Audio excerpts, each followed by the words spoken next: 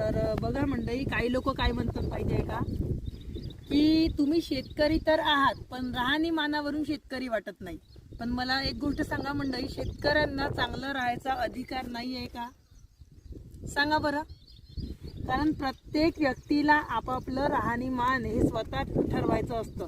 आणि शेतकरी राहिलं म्हणून काय झालं, पहिलेचा काळ वेगळा होता, पहिले पैसा नव्हता भेटत. आता शेतकरी सुद्धा काही मागे नाही आहे.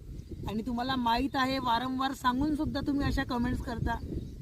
थोडा विचार करत जा ना मंडळी. सगळे करत नाही पण काही काही लोक तशी कमेंट्स करतात.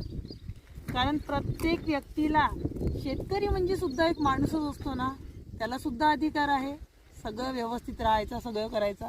शेतकरी आहे म्हणून तो फाटले कपडे घालून आणि मातीने भरूनच राहणार आहे का?